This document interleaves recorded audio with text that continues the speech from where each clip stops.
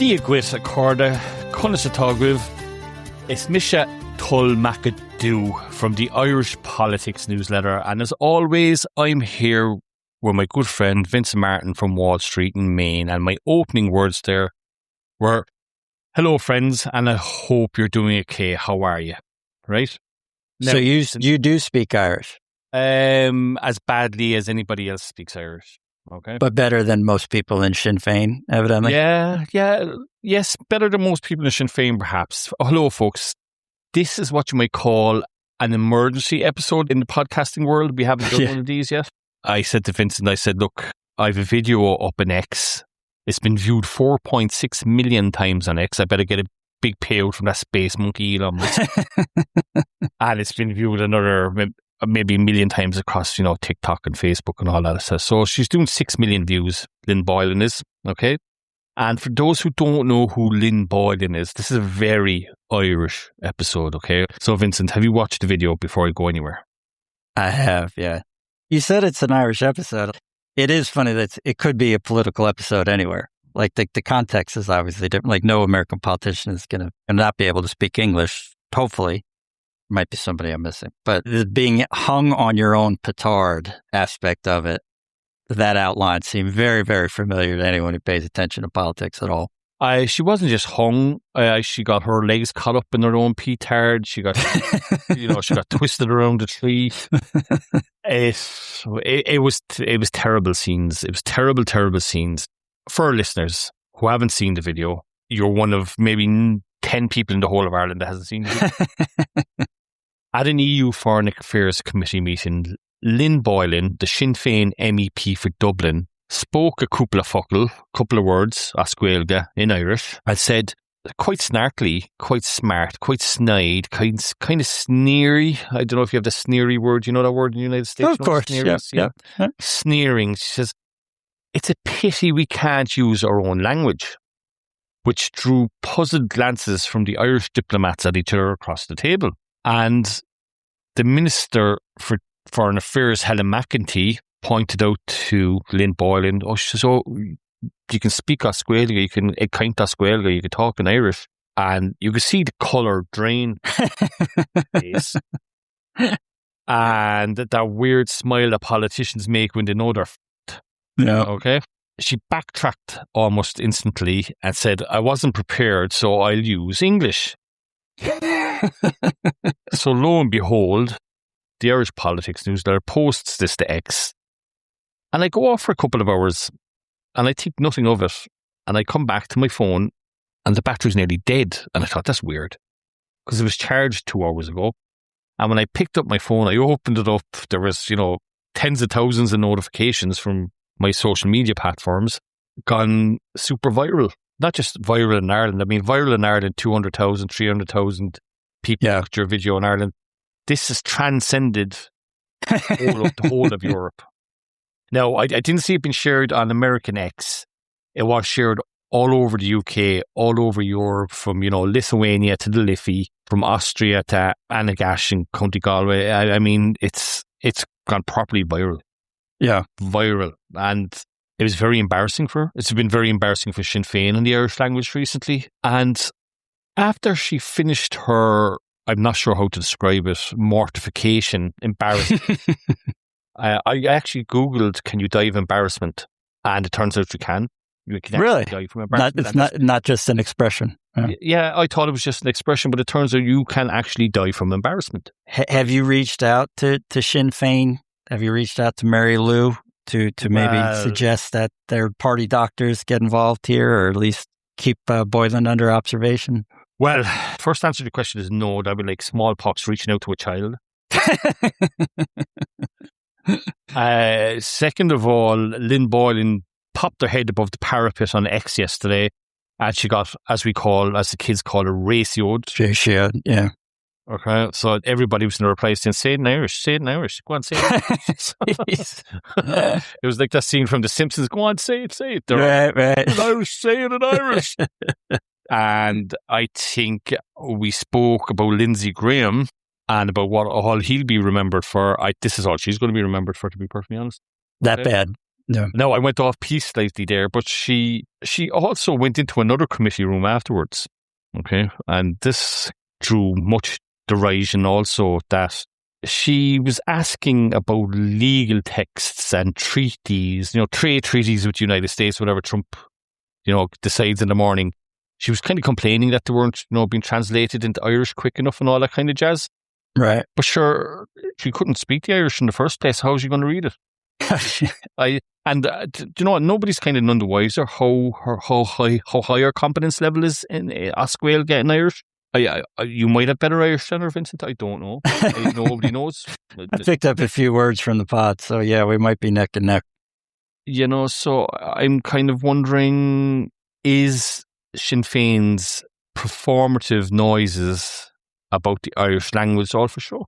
Yeah, because this isn't the first time we've been in this direction, which speaks to the incompetence of the party. That when I saw this story, I was like, oh, that's really a problem for Sinn Féin. I am not.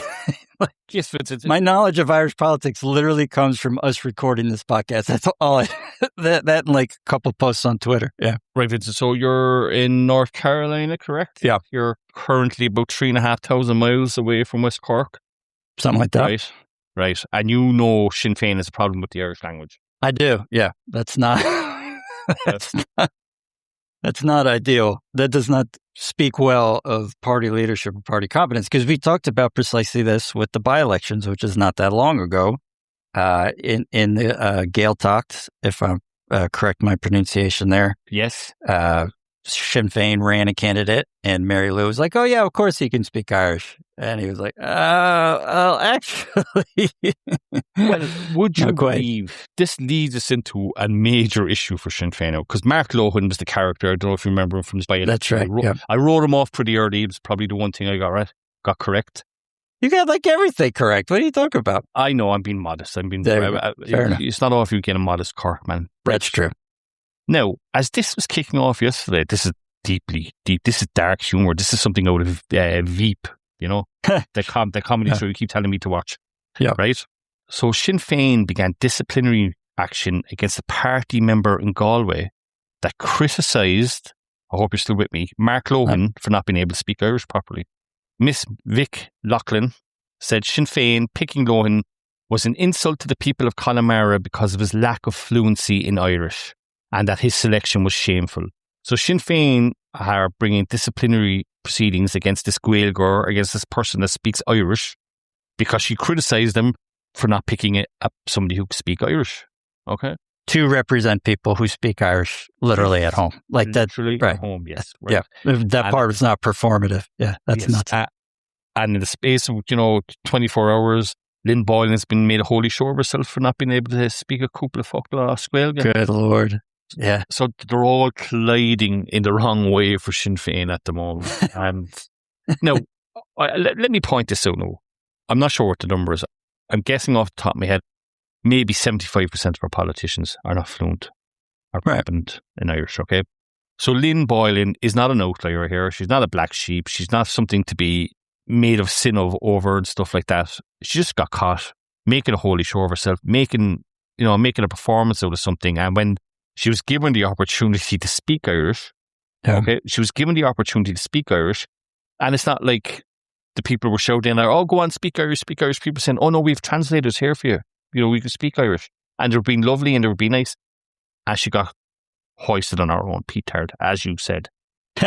But she's not the only politician that doesn't speak Irish. The fact of the matter is, she was being performative.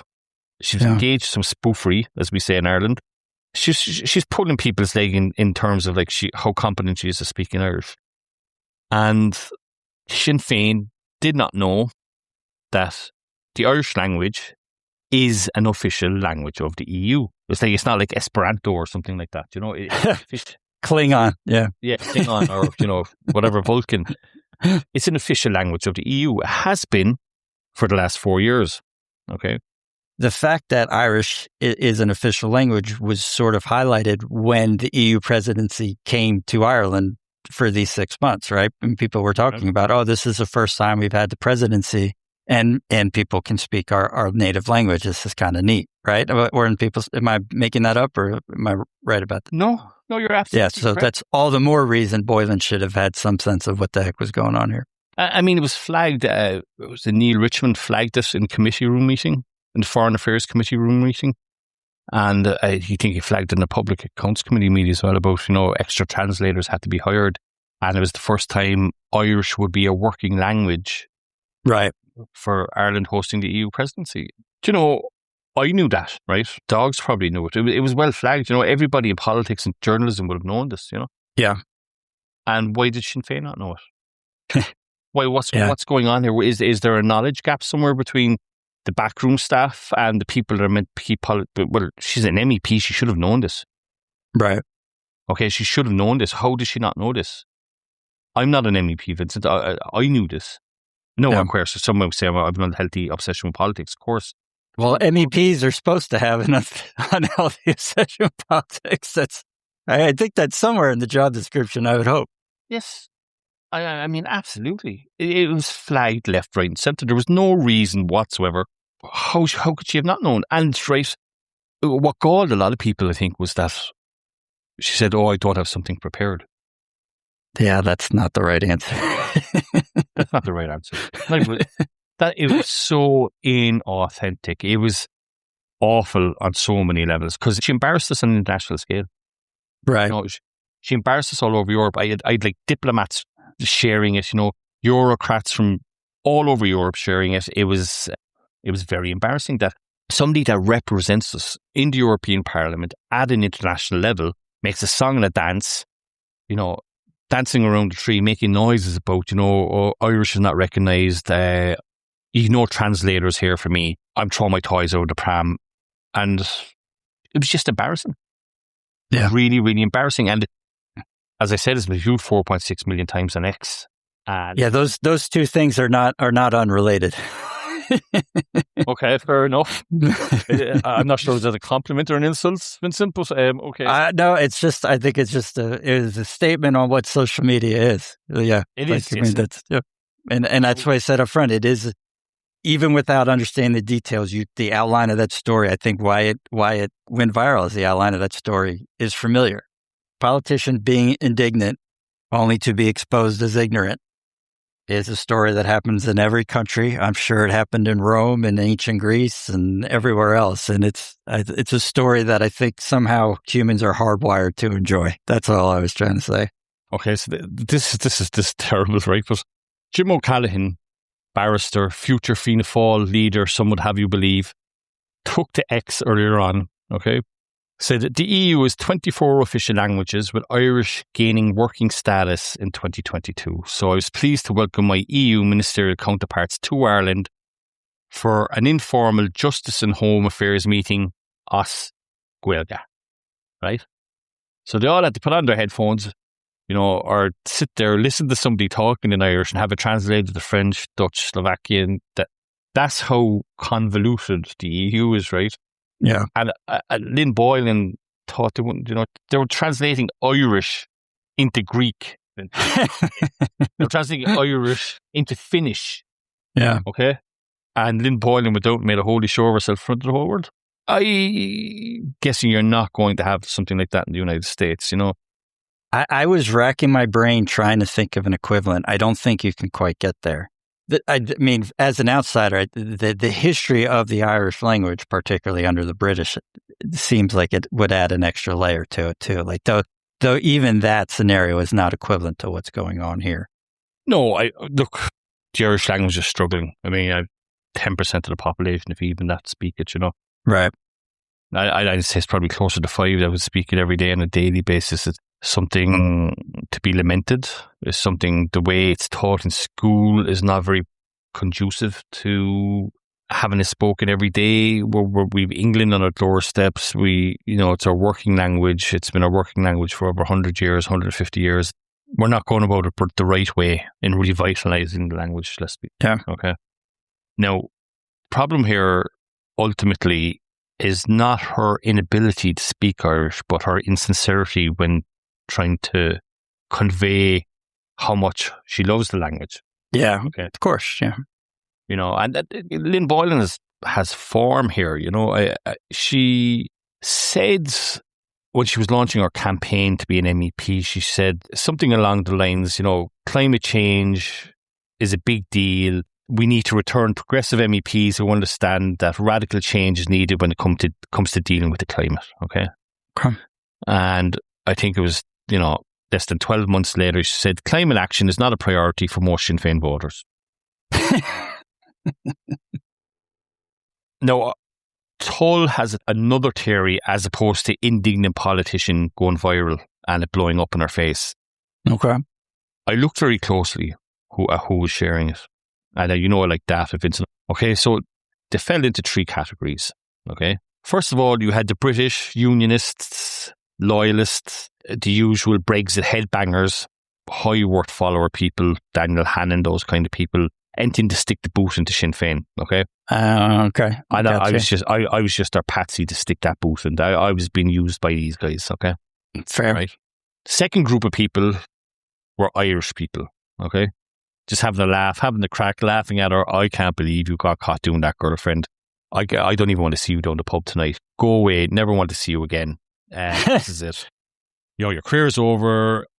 Totally marked off for you, and go off and, be a horticulturist or something like that, or grow your own eggs or something. Okay. Irish people laughing at her and mocking her was the second group of people. Okay. Now, there was a third strata of people across Europe. And I looked at this and I looked very closely because there was people popping up my timeline I'd never seen before and sharing stuff I hadn't seen before and started following me.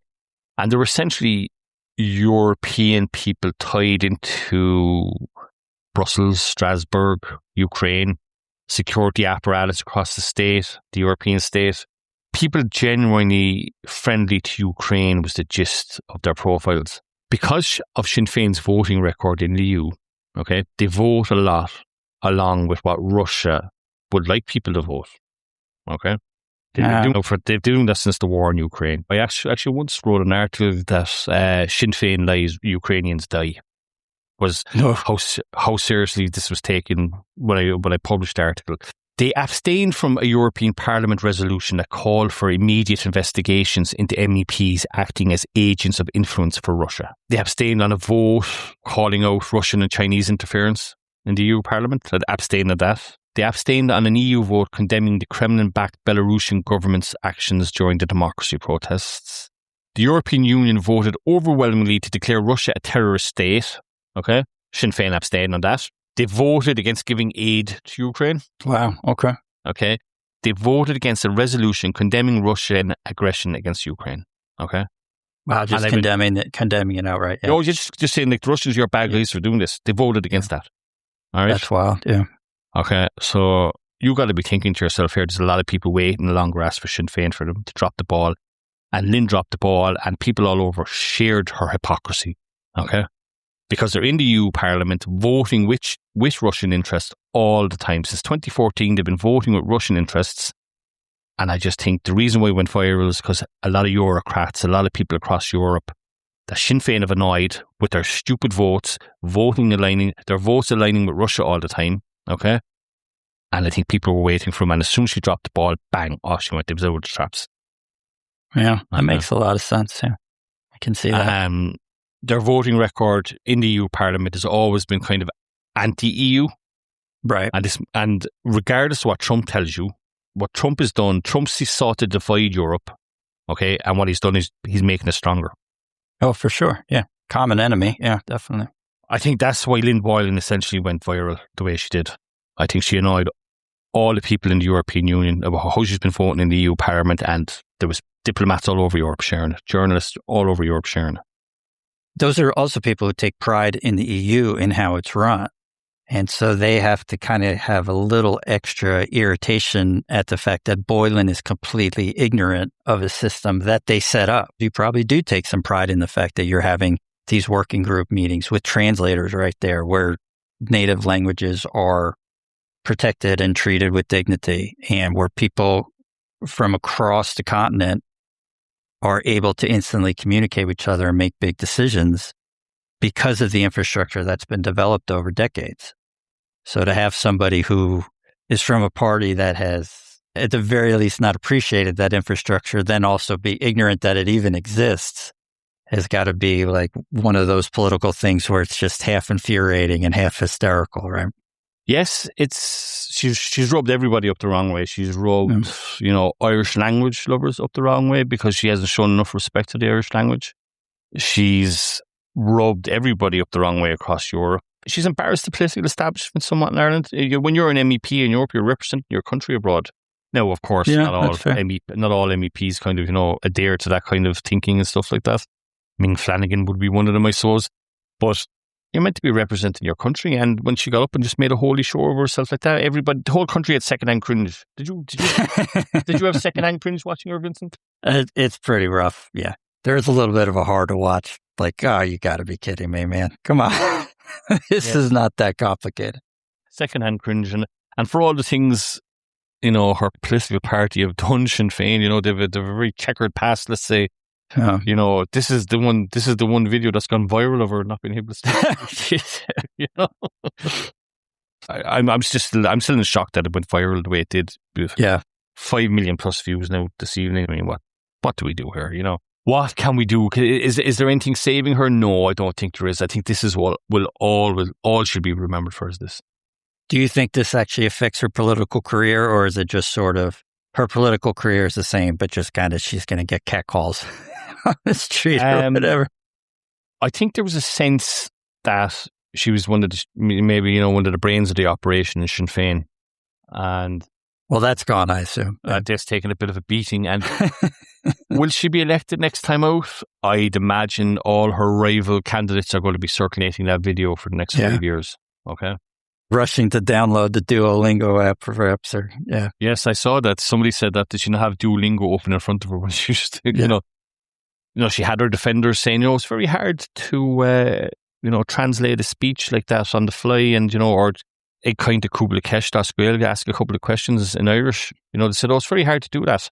But I was looking at Sean Kelly, MEP for Ireland South, and Hyacinth Ní Murracu and Aidan O'Riordan, the former Dublin Labour TD that's now an MEP. They were having a three-way conversation in Irish without any notes or without any pads or without anything, to support them and all that jazz. So I'm just not buying the spiel that she was put on the spot and it made everything awkward for her. I think if she was able to speak somewhat competently in Irish, she would have got out a few questions anyway, But the point is too, like, even if her command of Irish is perhaps better than the video suggests or her reaction suggests, it doesn't fix the fact that she still had no idea what the hell was going on.